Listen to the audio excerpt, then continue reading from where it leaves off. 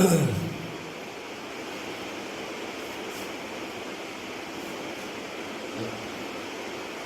students. In today's class, we will learn different different power calculations of the amplitude modulation, how they are correlated with each other, and we will learn so many terminologies related to power calculation.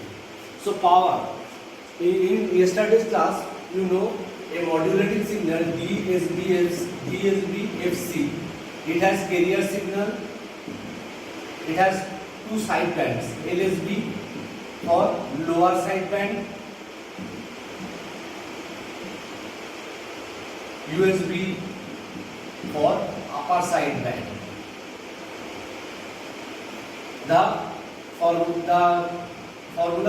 The formula of DSB-FC is 1 plus AM cos of omega nt into AC cos of omega ct. This part signifies carrier, and if we multiply this AM into AC cos of omega mt cos of omega ct, this part signifies both side bands. So normally for standard amplitude modulation technique, we have one carrier, two side bands. Yesterday I have drawn the diagram of carrier and side band both, and I have done inverse Fourier transformation to show the spectrum distribution or the spectrum frequency distribution for the DSB-FC double sideband full carrier amplitude modulation. In this class, we will learn how to calculate carrier power and sideband power, both modulation efficiency, modulation index. These terminologies are very much related to amplitude modulation. Number one is carrier power. You see, the formula of carrier power is very simple. We have done inverse Fourier transformation of the signal. We have used inverse Fourier transformation formula to calculate the carrier power of the signal, carrier power of the carrier signal. This is 1 by 2 pi integration 0 to pi AC cos of omega ct d of omega ct. So AC square will come out 0 to 2 pi cos square omega ct and d of omega ct. This is a cos omega ct whole square. This is power calculation. Always power is 1 by t integration mod of t whole square dt. This is the power calculation formula. Power means energy by time. In a standard physics, joule per second is watt. What is the unit of power? Power calculation, power formula is 1 by t integration mod of E whole square dt. Mod of E whole square dt. Energy per unit time is known as power. Here we have used inverse Fourier transformation formula to find out the carrier power or the sideband power. This is our carrier power finally 1 by 2 pi AC square into half. This integration, you know, integration of cos square t dt means 2 minus 1 by 2 integration 0 to, this is 0 to pi for a definite integral 0 to pi cos of 2 minus 2 t dt. So it is 1 by 2 0 to pi cos 0 t dt. So same formula we have applied. This is half into cos 0 means 1, so it is 2 pi. So 1 by 2 pi and 2 pi will cancel out each other. So AC square by 2 is the carrier power. Now let's see the value of sideband power. Sideband power is 1 by 2 pi integration 0 to a pi. So a cos omega nt whole square d of omega nt. So it is a square will come out 1 by 2 pi 0 to pi cos square omega nt d of omega nt. So if you calculate the carrier sideband power, now if you calculate the definite integral, it will be 1 by 2 pi into am square into half into pi. So pi and pi will cancel out, so it is AM square by 4. AM square by 4 is the total sideband power for LSB and USB. Why I am telling, later we will come to know. First, in order to know sideband power, in order to know the relation between total power and the sideband power of an amplitude modulation technique, you will have to know the definition of modulation index. Modulation index definition is modulating signal maximum amplitude divided by carrier signal maximum amplitude. That means EM by EC. It can be expressed in the form of M small m, or sometimes it can be expressed in the form of small mu. It is mu equal to AM by EC or EM by EC. So you have already got the sideband power AM square by 4. Instead of writing AM square by 4, we are writing AM equal to mu into AC. So write down mu square AC square by 4. So mu square into PC by 2. PC is the carrier power, A square by 2. Instead of writing PC is the carrier power, AC square by 2. So AC square by 2 will come out. Mu square by 2 into PC is the total sideband power. So now the relation between total power of the DSB-FC modulation technique and the other power such as carrier power and sideband power, this is the relation. PT is the total power, means summation of carrier power, lower sideband power and upper sideband power. Lower sideband power is this, because you know both the sidebands are carrying identical informations. They are mirror image to each other. They are carrying identical information, so power distribution will be equally power. Both the side bands, power will be equally distributed. That means if you want to transmit lower side band, the amount of power required, that will be equal to the amount of power required to transmit upper side band. Suppose you need X amount of power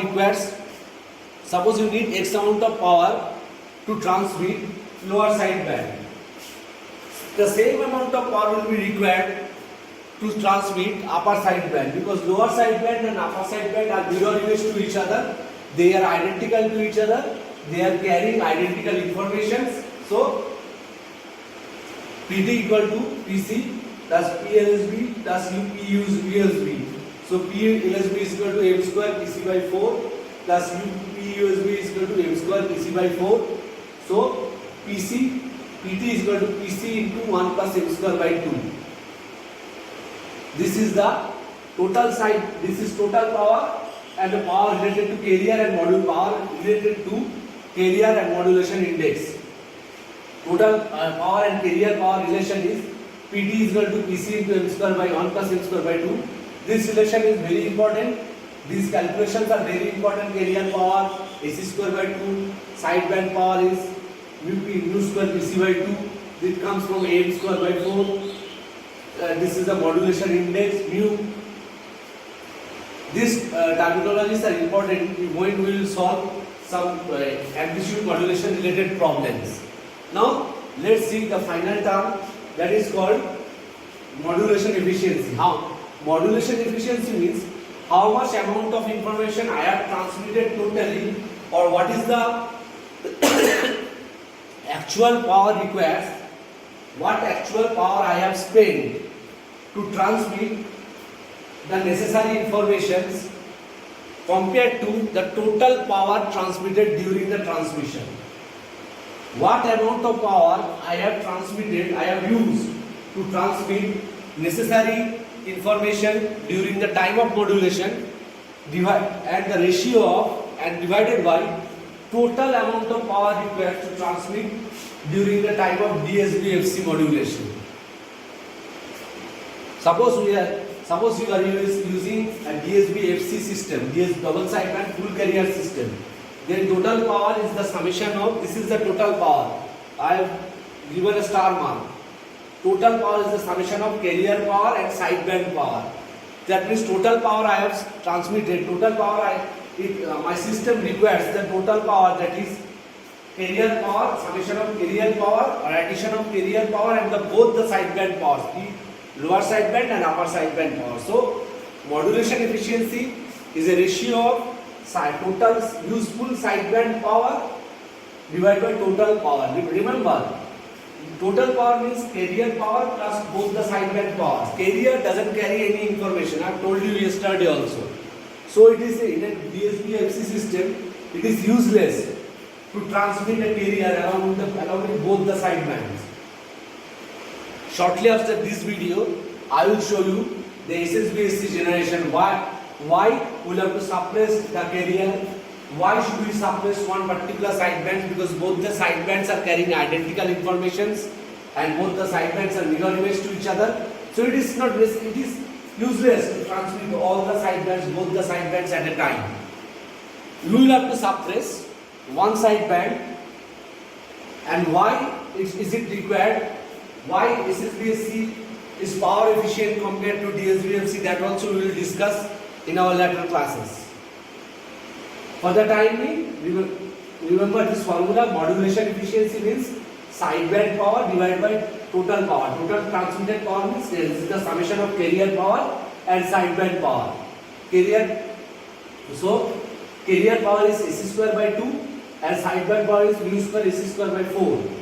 And total sideband power means mu square AC square by 4. Remember, sideband carries LSB and USB. These two are carrying all the necessary information. Although these two, LSB and USB are identical to each other, both the sidebands are carrying same information. That's why we need this SSBSC modulation technique. Single sideband, suppress carrier.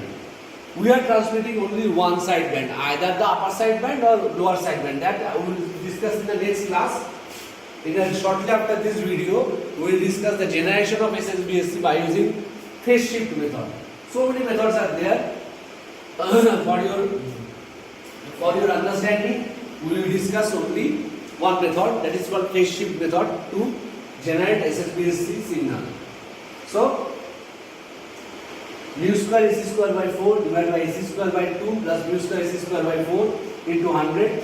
So the modulation efficiency is mu square divided by 2 plus mu square into 100.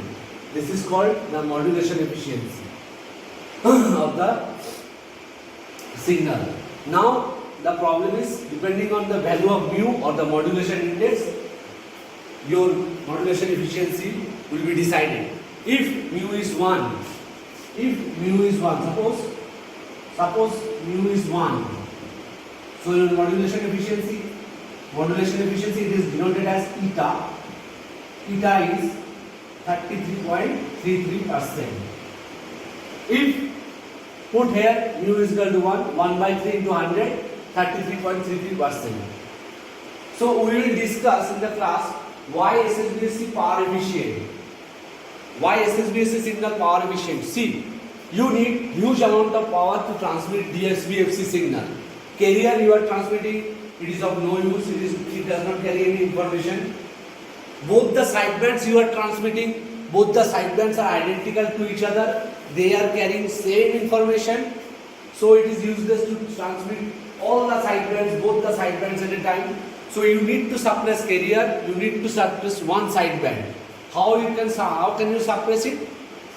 You must use phase shift method to generate SSBSC signal. If you have suppressed one sideband, you have suppressed the entire carrier. You are allowing only one particular sideband, either the lower sideband or the upper sideband, to transmit through the system. It is power efficient. You have saved a huge amount of power. How much power saving? How much power saving have you done? How much power saving have you got? That will be discussed when I will discuss with you the power efficiency of the SSBSC signal. Why SSBSC called most power efficient signal in amplitude modulation technique? Why SSBSC is called most power efficient signal in amplitude modulation technique? Why? So, what is the power efficiency of SSBSC signal? That will be discussed when after the generation process of SSBSC, we will discuss the power efficiency of the SSBSC signal. So for the time being, these are the calculations and terminologies related to power calculations of A. So in the next class, shortly after this video, I'll give you another video regarding SSBSC generation using phase shift method.